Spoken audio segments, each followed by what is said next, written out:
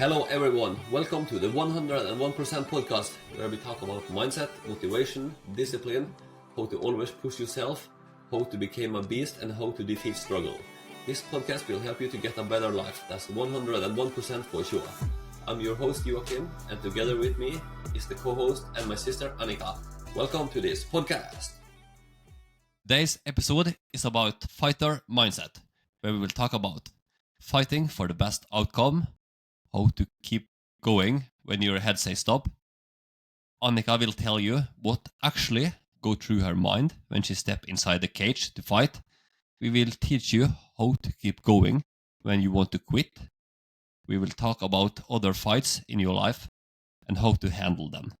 Please subscribe to the show on YouTube, Spotify or Apple Podcast and share it with a friend. Let's get started. Hello, Joakim. How are you today? Hello. I'm okay. I'm ready to fight. Let's go. Born to fight. Yes, I am. I'm ready now. A lot of energy. And what about you?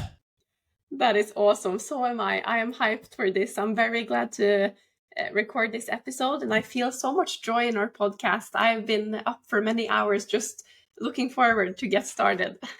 That's great to hear. I get a couple of voice messages from you and you're so excited. We're going to do this and we're going to do that. You also get me fired up, yeah? That is awesome. It is contagious. Having a bad vibe or having a good vibe or being enthusiastic, your vibe is contagious. So it is very important to uplift other people. And now we share this project together, this business, and we are not only siblings and accountability partners and best friends, but now we're also business partners and colleagues, which is a new role in our life. So I'm very hyped up about that as well. Great to hear. Me too. And speaking of fight, yeah, didn't you have a fight last Friday about the belt? That is right. I had my 5th fight at the Bangla boxing stadium here in Phuket. So that was really fun. I have been training mostly Muay Thai for the last, I'd say 2 to 3 weeks before the fight, just to get back in the Muay Thai stance and prepare for that. And I think it was my last Muay Thai fight ever because I want to just focus on MMA from here on now. So my record was 2-2. 2 wins and 2 losses before the fight. So I put a lot of pressure on myself. I had to win so that I had more victories than defeats before ending my Muay Thai career. And luckily I won by a technical knockout in the 3rd round. So I'm very happy about that. That was great. I actually did see the fight and it was a great fight. You was very tough. You went hard on she and good technique and good fight and a lot of heart you did show. And it was a very tough fighter you fight against. And I know that you fight against she before. And after you knock she out before.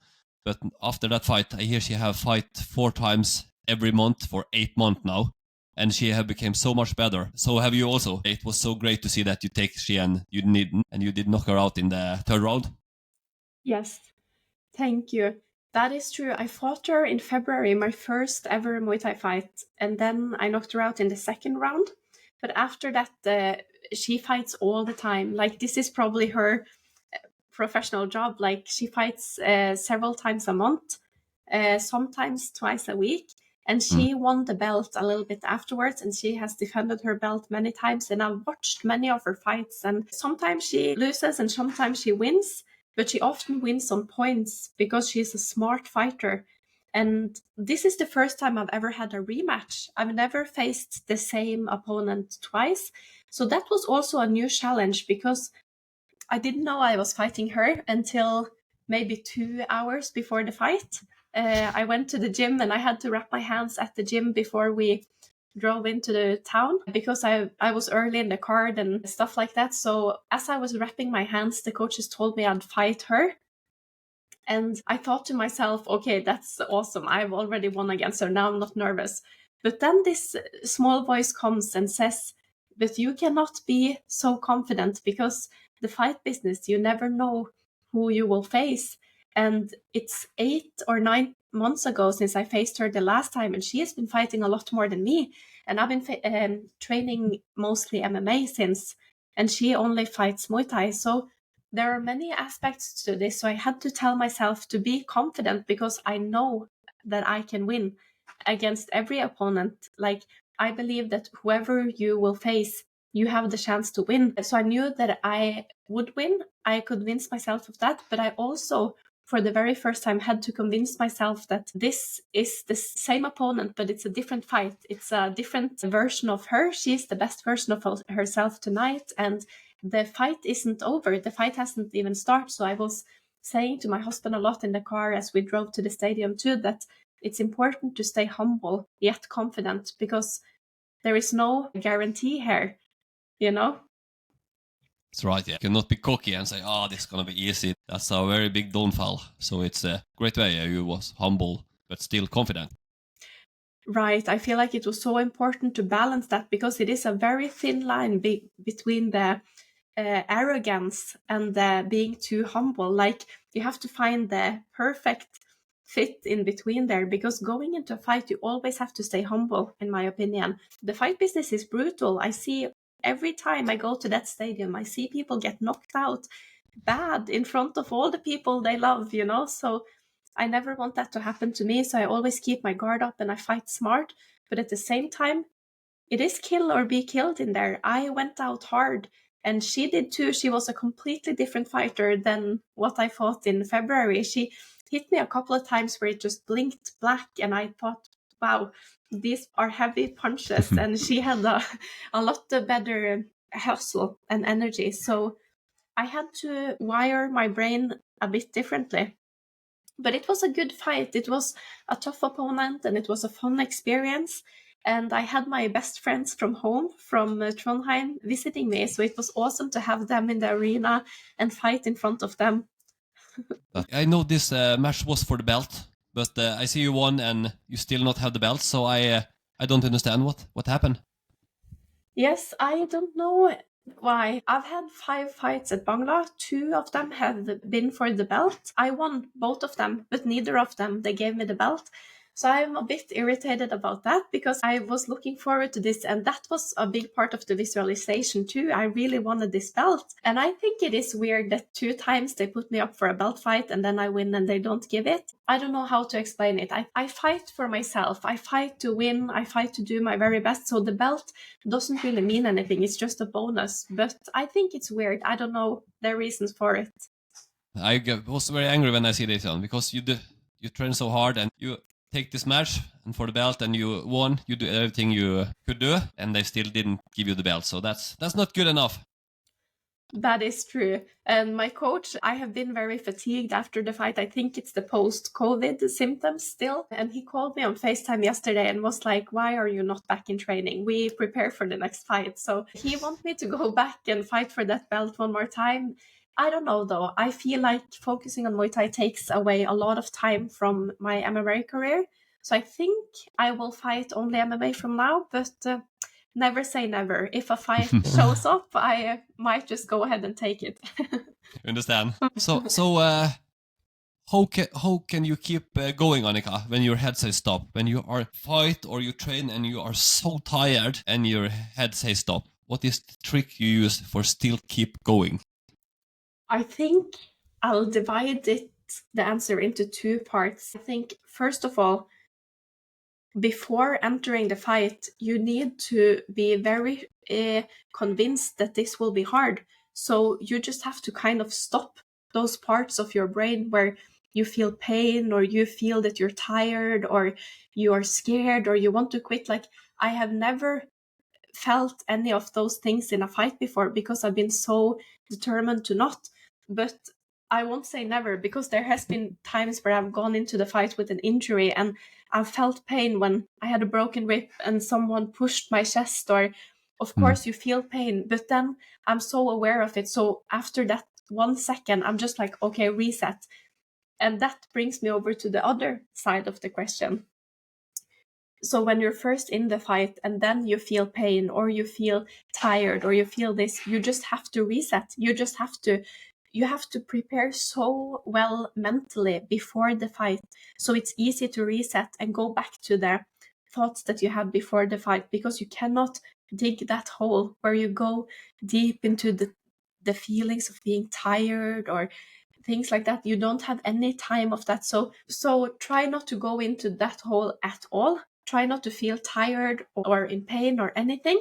And if it comes, reset as quickly as you can and keep your eyes on the prize. Keep your eyes on that victory, because fighting is so brutal. You don't have any time for your emotions to interfere with it. You need your logical brain to be all fired up, and then you can deal with pain or fatigue or emotions after you step out of the ring. Smart way. So your emotion not drain you and take away more energy, because you need all your energy to keep going, yeah? Definitely. That is very true. And I remember at one point, there has been one time where I've cried during training, only one time, and I was embarrassed afterwards because I am very focused that I will not cry on the mats, but I can cry in the shower afterwards. That has happened many times. It is about a year ago, before my fight at MMA Gala in Denmark. I was cutting weight like 5 to 6 kilos the last 2 weeks before the fight, and I was on a really hard diet, the PSMF diet, and I was on water loading, and things were really rough. And I barely ate, like I almost only ate protein, no carbs, and I was so fatigued. And I lowered my guard for a split second, and this guy head kicked me.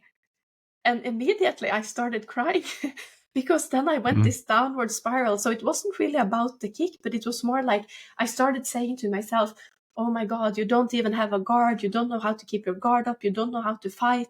If you can't defend yourself, you have nothing to do in this cage. And this downward spiral went deep, and my tears were just like streaming down my face. And my coach, Frans, he was going to join me to Denmark, and he was outside the ring just trying to cheer me on. And he is so calm. Like, all praise to him for helping me through this. And as soon as the round finished, I had 1 minute to prepare for the next one, and I just broke down. I cried so bad. And then he was just like, it's okay, let's focus, let's reset, it's next round. And then I stopped crying and went into the next round. And I think my point of all this is that I was so vulnerable. I was cutting weight. I was so hungry. I was mentally drained because of not having any nutrition. And then I go into hard sparring with the competition team. And then this head kick just kind of flipped me over the line. So there are some factors when you are very vulnerable, it will make it easier to become emotional. But in a fight, you have to be so aware of all of these things. You need to have prepared and visualized what happens if you're kicked in the head. What happens if you lower your guard? What happens if you're rocked? You almost pass out. How do you recover from that? You need to have gone through all of that, so nothing really surprises you. And just try to separate your emotions from your thoughts, because it needs to be a big space between that. So then it was no space between my thoughts and my emotions that day in fight camp. So as soon as I was kicked in the head, I felt as a loser. I felt like I would be defeated. And then my emotions were so close to me that I just flipped and I lost my focus. So that was a great lesson. That has never happened again, ever. I have cried because of pain, but that is something different, I feel like. So of course we learn and we evolve. Oh. Absolutely, a lot of great experience, yeah. And you have to go through them, yeah, to become better. That is very true. And I feel like in this fight as well, it was a lot of pressure. I had my friends there in the stadium that I really love, my best friends. I wanted to give them a victory. I wanted to win my last Muay Thai fight ever. And I thought it was for the belt, so I wanted this belt. And I brought the Palestinian flag to the arena because I knew that I would raise the flag for Palestine after the fight. And that is something that is really important for me, everything that's going on there, and to use my arenas to spread awareness and to talk their case, because I really support them. So all of these things kind of put a pressure on me. And this mental game with not knowing who the opponent is right before the fight, and then getting to know that I'm already won against her, but to not become too confident. Like, there was a lot of things creating a lot of pressure this time, but I think it was an extremely good test and I enjoyed it a lot.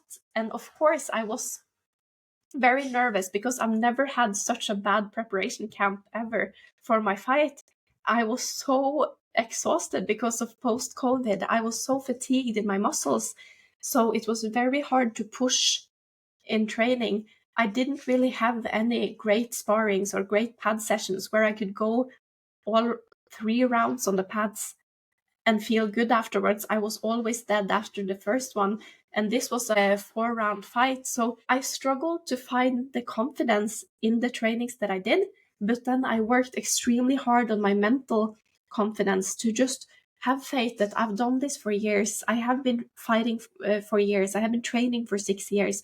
Trust my abilities to win and just fuel that voice of my head, that the winner inside of me. So this was the most mental fight camp I've ever had, because my trainings were very bad, to be honest with you, this time actually.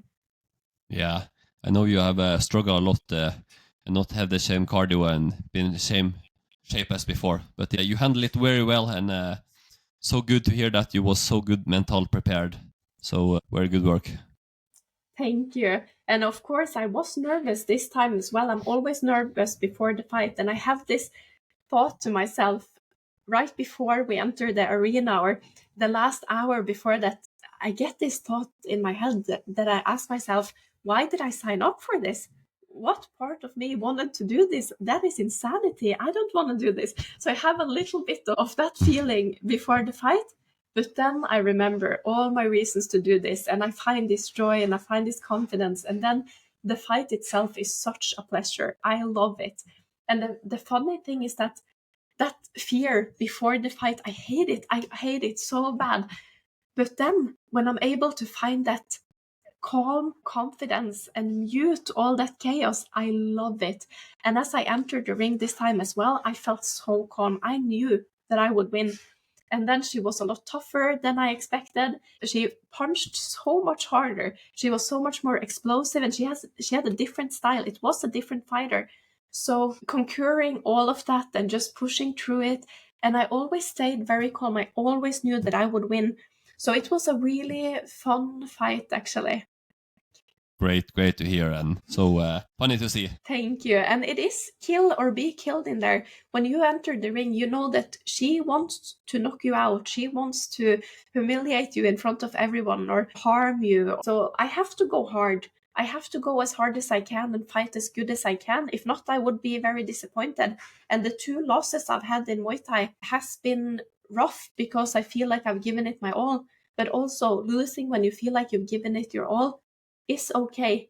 But I've had some fights earlier where I've lost and I don't feel like I've given it my all. And that is so much worse, because then I'm just extremely disappointed of myself. Absolutely. I see some of the best fighters in the world say same as you say. The most important thing is to give it all you have, really show hard, because everything else you can change. Go back and get better technique, learn things better, but about heart you cannot change, so you have to give it all. And good to see that you think same, yeah. That is true. And I know you've been watching fights for many years, especially MMA fights in the UFC. And that is something you talk a lot about, that to watch fighters that have heart is something that inspires you the most. That's right. That's the thing I like the most with the fighter. They who really have heart. Go and get much punches, but still going hard and do all they can until the fight is finished or they get knocked out. That's the fight I like best. Who are some of the fighters you view with most heart? Before, when he fight, it was the Robbie Lawler. So good fighter heart. He never give up. Always fight on. And as for the fighter who fight now, I will say Justin Gaethje and Dustin Poirier. Mm-hmm. Those two have so strong heart and fight, keep going, and so much pressure, and they are so tough. So that's my favorite fighter about when we talk about the heart. Mm-hmm. And what about you? Oh, I think there's so many great inspirations, but I would recommend everyone to watch the fight between Justin Gaethje and Max Holloway if they haven't already seen it. That happened earlier this year, because that was just legendary. And also the fight between Khamzat Chimaev and Gilbert Burns. Awesome fight. But also Corey Sandhagen has had some really good ones, and Robbie Lawler, as you say. And I think that just inspires me the most, because everyone can learn technique and everyone can go back to the gym and improve and come back better. But the fighter that has the best mentality is the fighter that's going to win. And if you have a bulletproof mentality, you know that you're going to win, and you face so much struggle, your heart is what will push you through all of that and get you the victory. Absolutely. I remember Robbie Lawler. One of the best UFC fights I have ever seen was Robbie Lawler against Rory McDonald, part 2. It was so good. It was I think 5-round fight. And they went so hard and they were so exhausted, both of them. And I think it was the 4th round, and it was break. And Robbie Lawler, his labia was split in 2 parts. One part went up and one went down. And him went when it was break between round 4 and 5, and he went and stared down his opponent and spit a lot of blood in the floor, and look at him so angry. And the ref have to take him a little bit back, and they went for a little break, and then went and start to fight as hard again, yeah. And they went on, and Robbie Lawler broke his nose in the second, yeah. And they fight till, I think it was until the 5th round, and Robbie Lawler knocked him down and ground and pound him. That was so hard of both the fighter. That's one of the best I've seen. And this was fighter mindset, because none of those guys would like to lose, and they give it all. That is so true, and that is what's so extremely fascinating about fighting. I feel like my reasons to fight are different now than it was before. Before, I just needed it to stay disciplined in life. I needed the fighting to kind of have it as an anchor in life, to have healthy habits and to do what's good for me and not what's bad for me in a way. But now I feel like I have a good life. I am happy with the way I'm living my life, and I don't need it anymore to regulate my feelings as I did before. But now I want to fight because I think that it's the ultimate test in life, to test your mentality. I cannot come up with anything that's more scary and kind of testing all parts of your mentality. So I just love the thrill of it. I am very obsessed with the mindset that you need to have to become a fighter. And when I meet fighters, I instantly get more respect for them as a person, because it says a lot about the courage that they have. And I know that, like Mike Tyson, you see his mindset as he steps into the ring. He does not for a split second takes his eyes off his opponent. He only watches the opponent all the time, wherever he goes before the fight. And if the opponent looks away for a split second, it tells Mike Tyson that, oh, he's scared. Like, he fuels his mind with all of these things. And I think it was the coach of Muhammad Ali that also taught him that you need to be so calm. You need to breathe so calmly that you see just the smallest twitch in the eye of the opponent. And when you're able to be so calm, to mute all the chaos and the stress around, but really be present in the ring, that's when the magic happens, I think. Absolutely. So, Annika, what is actually go through your mind when you step your ring to fight? I think before the fight, as I mentioned, there is some fear and nervosity and excitement in a good way. But as I enter the ring, there is no emotions. I'm not scared. I'm not nervous. I'm just very present and very calm. And I just love the thrill of that. And all I can think about is how to win. And of course, you need to fight smart. You need to defend yourself as well as you're picking points, but also looking for that knockout. So I'm just extremely calm and I don't focus about anything else. Sometimes I'm able to hear the voice of my coach in the corner, but sometimes I'm just extremely occupied. So sometimes I don't even do that, which isn't good. I'm trying to train to listen more, because it is very important to canalize my energy to the coaching in the corner. But this is also building up a relationship. You learn to know each other, coach and athlete, and you find a way that works for you. But when I look back at the fight, I hear people screaming and shouting, and I never hear that. I'm just extremely locked in. I'm only inside that ring or that cage, and just extremely present. And I cannot come up with anything else in life that makes me feel so present. Like even meditation and mindfulness, I struggle a lot to do it because my brain goes around at so many things all the time. So that is without a doubt the time in my life where I'm mostly mindful or present at what I'm doing. Great. So then you're in the zone, you're laser focused, yeah? Everything else is quiet on the way? Yes, Okay. definitely. Great to hear. I also think that you are already a winner just by stepping into the ring. It takes a lot of courage, and extremely few people in this world will do just that. And then who are the 1% of that 1% again? If we say that only 1% of the world are fighters, but who are the 1% of them again?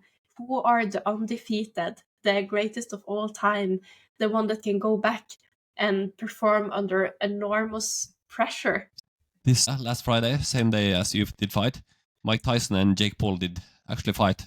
Mike Tyson, when he was in his prime, he was unbeatable. No one can take him. Yeah, he was so good. But now he is around 58 years old, and he fight against Jake Paul, who is around, I think, 27, 28, I will guess. And that was a fight a lot of people was excited to. And it was a lot of pressure for both of them. Mike Tyson have been a legend for all his life, but he's so old now and he not fight for so a long time.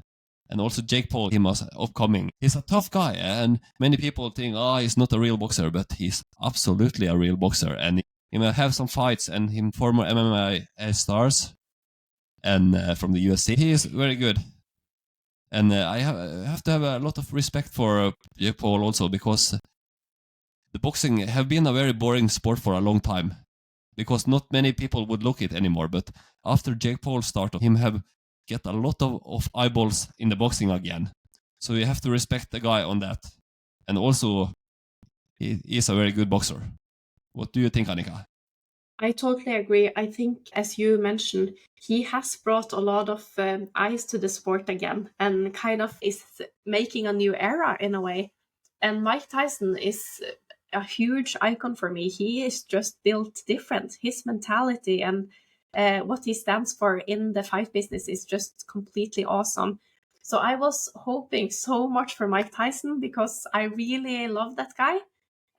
But all respect to both fighters for entering the ring. It was enormous pressure for both of them. And I watched Jake Paul's documentary on Netflix, and I have a lot of respect for that guy. I don't understand at all why he gets so much hate as he does, because it takes a lot of courage to enter the ring and fight better and better stars the way he has done. I think he's 11-1 now. I looked it up a while ago in his boxing career, and he's been fighting great fighters, professional boxers, and I think a very few amount of people in this world would enter the ring with Mike Tyson, even if he's close to 60 years old.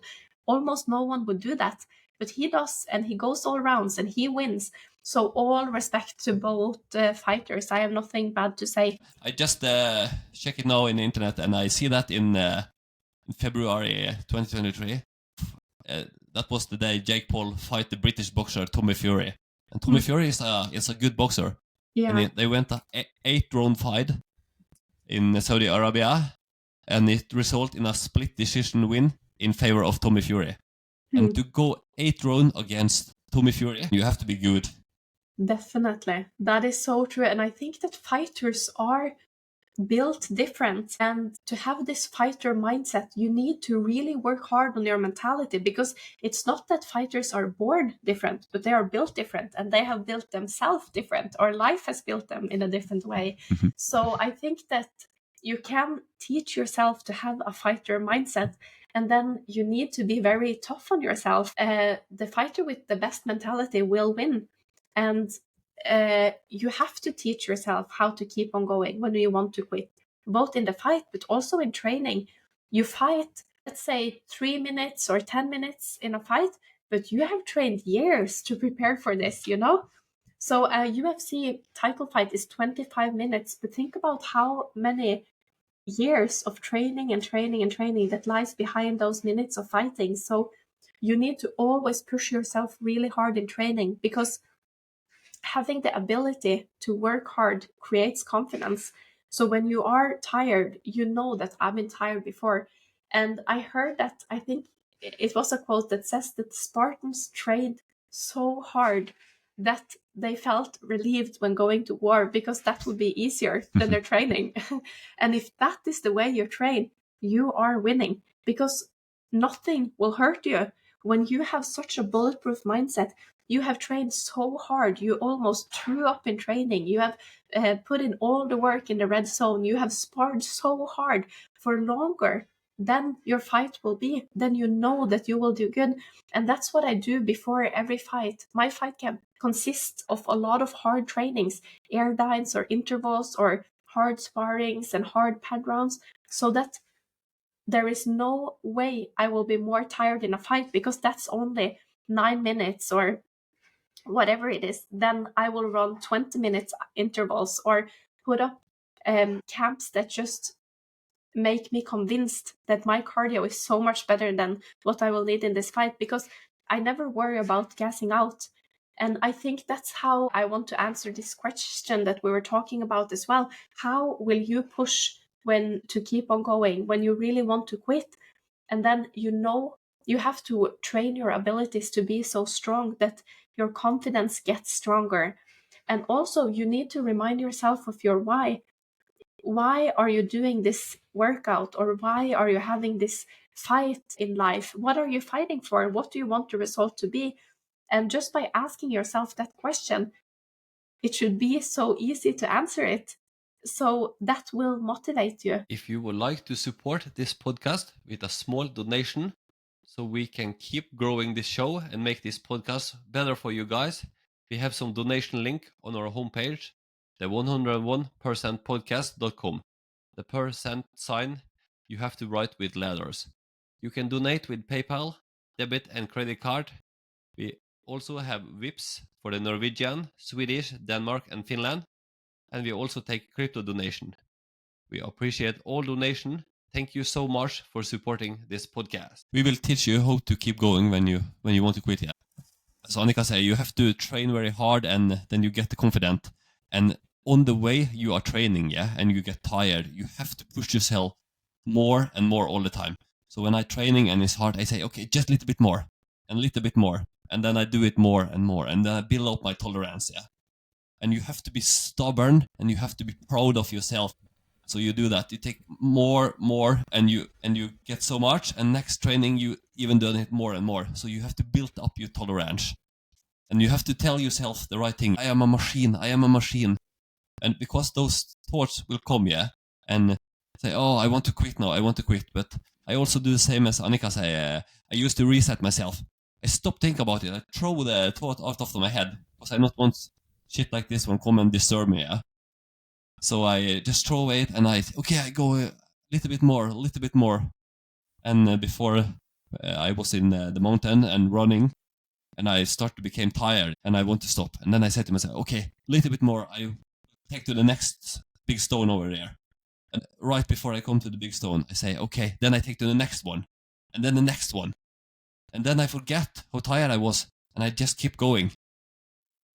But of course, you have to be in shape also, yeah. You cannot be in bad shape and I'm gonna do this, because you have to be in shape. But same, when you are in shape, you have to use your good mentality. And another time also, yeah, I have trained kickboxing for a couple of years now, and gonna take the belt for around 1 year ago. And this night, I haven't slept all night, and wake up, went to my work, and I was freezing cold, have a fever, my throat was sore, and I hurt my head all day, yeah? But I just work as normal, and did my 7.5 hours on work, came back home, still freezing, it was cold, my throat was sore, and my head hurt very much, lot of head pain. I said to myself, okay, I am in shape, I am good, I will go and take this belt. And then I just eat some food, and I say to myself, I'm much better now. I was not much better, I was still the same, but I say to myself, I am much better now. My head not hurt so bad, and I'm not freezing anymore. And I just tried to convince myself that I was. And then I went to take the belt, and that was the hardest training on all years. And I crush it, yeah. I work very hard, and I give it 101%. And and I not think about it. I just think, okay, I'm a machine, I'm gonna do this, and I just give my everything. And my performance was very good because I tell myself, and I forget that. Instead of sitting, I'm sick, I'm not so good. This is about the mentality. And another thing so important, it's what the conversation you have with yourself. Then I take the belt, felt very good after. Come home, still sick, but I have taken the belt. So that was a great day. And another victory. That is so true. And I'm so proud of you for always pushing through, because you always ask yourself the right question. There is no other alternative. You are there. You have to perform. If not, you just shouldn't show up. If you're too sick to show up, that is one thing, but you showed up. So there is no other alternative than to give it 101%. And then you nail it. You crushed it and you got your belt. Conor McGregor talks so much about self-talk because it is extremely important to create this belief that you will achieve it. And he says that you have to feel a certain way. So why not feel unbeatable? Because you choose, how do you want to feel? It is, the power of this is extremely valuable.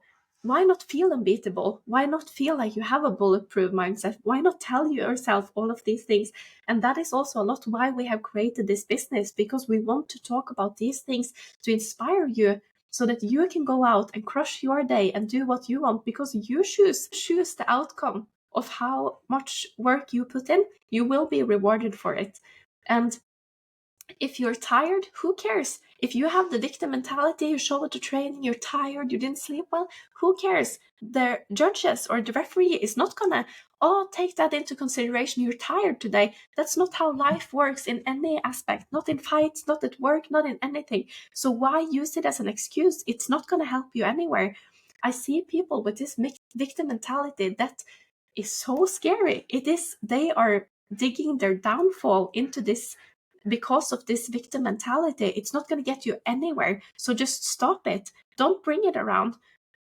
And about the victim mentality, as Annika said, no one cares. For example, if you have a bad training camp and you go inside and you're gonna fight someone, you cannot go over to your opponent and say, oh, sorry, but my training camp wasn't so good, so can you just take a little bit easy on me? Or if you go out in the city and you go inside a bar and you see a pretty girl there, and you go over to she and say, sorry also, but I'm not in the mood today. I'm not so funny and I not speak so much. Can you give me a pass today? Of course you cannot do that. So this victim mentality, you have to stop, because no one cares. Definitely. And if you bring this victim mentality around, you are ruining for yourself. You are hindering yourself to achieve your goals. And David Goggins talks about this in his book.